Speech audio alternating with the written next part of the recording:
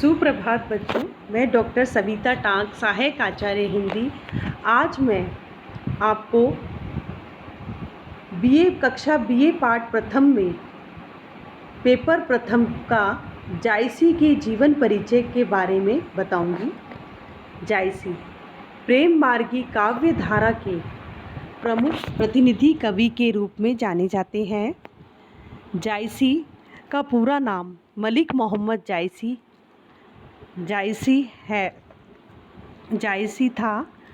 इनके पिता का नाम मलिक शेख परवेज़ था। इनका जन्म एक गरीब मुस्लिम परिवार में हुआ था। बचपन में पिता की मृत्यु हो गई थी। कुछ दिनों बाद माँ का देहांत भी हो गया था। जायस वाले जायसी को वही का मूल निवासी मानते हैं। जायसी जायस के रहने वाले थे। विद्वानों में जायसी के जन्म तिथि को लेकर भी मतभेद रहा है। डॉक्टर वासुदेव शरण अग्रवाल जायसी का जन्म संवत 1398 से 1494 के बीच मानते हैं। पंडित चंद्रबली पांडे 1427 ईस्वी मानते हैं और पंडित रामचंद्र शुक्ल ने इनका जन्म काल 1492 ईस्वी निश्चित किया है। 911 हिजरी में एक बहुत बड़ा भूकंप आया। जायसी ने आखिरी कलाम में जिस भूकंप का वर्णन किया है उसका वर्णन आईने अकबरी में मिलता है। जायसी को अपनी कुरूपता के कारण गहन पीड़ा होती थी। मध्यकालीन परिवेश में तो अंधविश्वास का बोलबाला था। जायसी को सूफी संत न मानकर एक व्यक्ति संपन्न कवि माना गया है। उनका विचार है, अगर जायसी सूफी संत होते हैं और उनके बाबा व्यक्तित्व के चारों ओर चमत्कार और जादू टोने का बोलबाला था, तो इससे वह कब उभर गए। श्रद्धावान लोग एक आँख के साथ भी चमत्कार जोड़ दिया करते हैं, जैसा उस युग में होता था।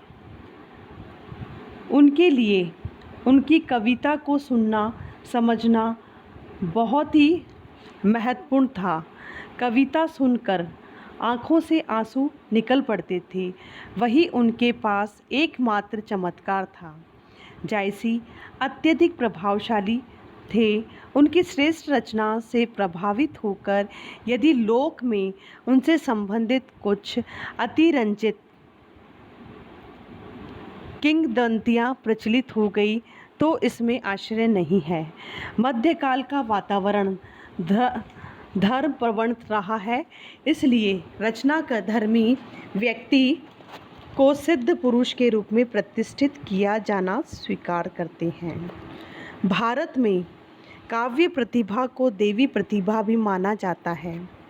आचार्य रामचंद्र शुक्ल लिखते हैं, जायसी बड़े भावुक भगवत भक्त थे और अपने समय में बड़े ही सिद्ध पहुँचे हुए फ़कीर माने जाते हैं, पर कबीरदास के समान अपना एक निराला पंथ निकलवाने का हौसला उन्होंने कभी नहीं किया। वह मनुष्य धर्म के सच्चे अनुयायी थे। जायसी घर गृहस्थी त्याग कर वन में एकांत में बैठकर धुनी रमाने वाले फ़कीर थे, बल्कि अपने सामाजिक एवं मानवीय दायित्व के प्रति सजग और कर्तव्यनिष्ठ थे। युद्ध, हिंसा, धार्मिक विद्वेष, घृणा के युग में उन्होंने प्रेम की भावना को मानवीय एकता के मूल सूत्र के रूप में ग्रहण किया और अपनी रचनाओं के माध्यम से उसी को स्थापित करने का कार्य किया। जायसी अपने गुरु मोहंदी को मानते हैं। जायसी मध्यकालीन अन्य संतों की तरह ज्ञान के प्रति अत्यधिक जिज्ञासु थे। वह अपने समय के विविध धर्मात्माओं के पास आकर अपनी ज्ञान पिपासा शांत करना चाहते थे।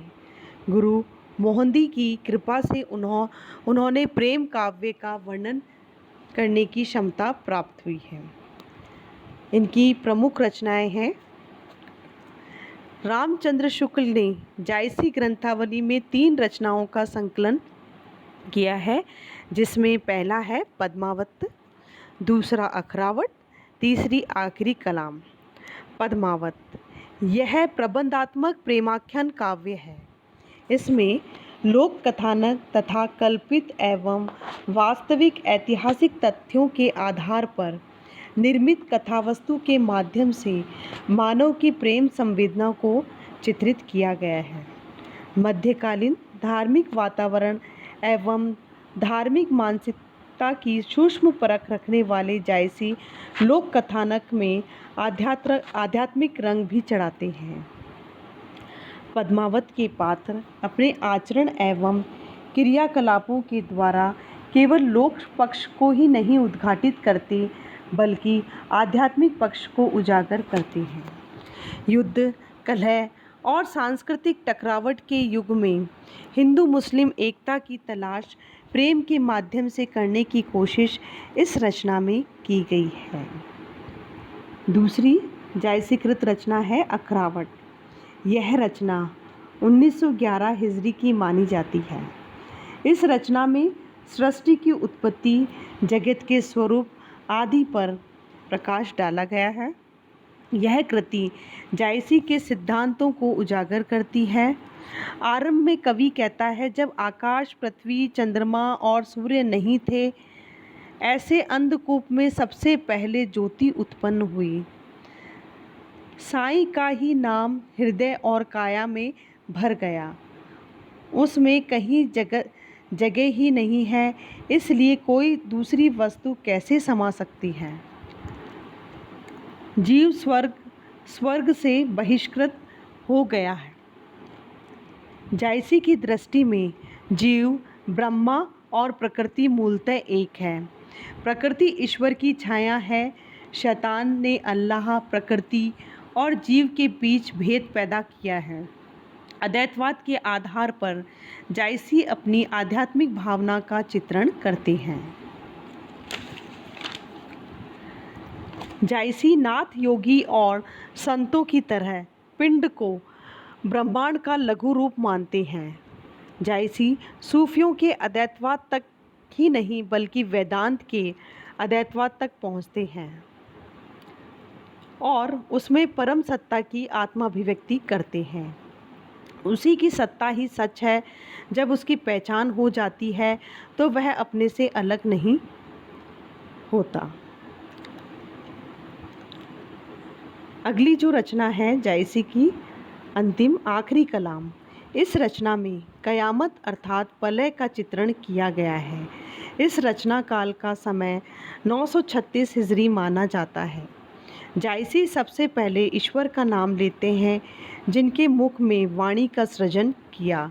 जायसी ने बड़े विस्तार से ईश्वर की महत्वपूर्ण देन पर प्रकाश डाला है। विधाता ने मनुष्य को बहुत सुख दिए, उसके मर्म को समझने की आवश्यकता है।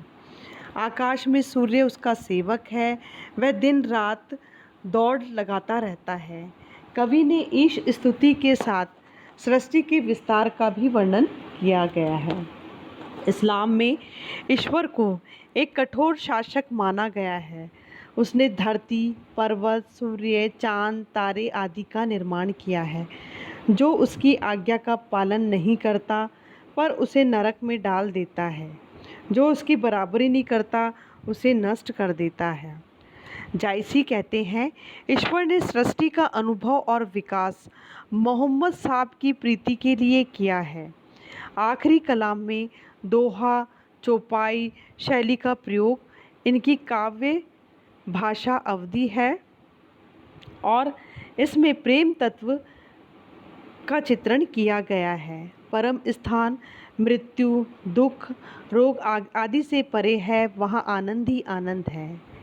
इसके अलावा जायसी की रचनाओं में चित्रलेखा, कहरानामा, मसला, कनावत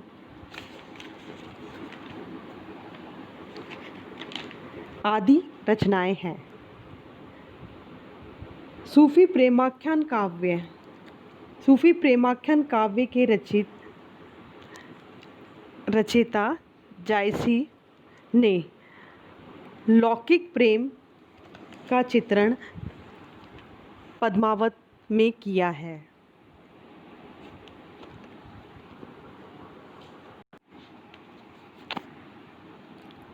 धन्यवाद बच्चों।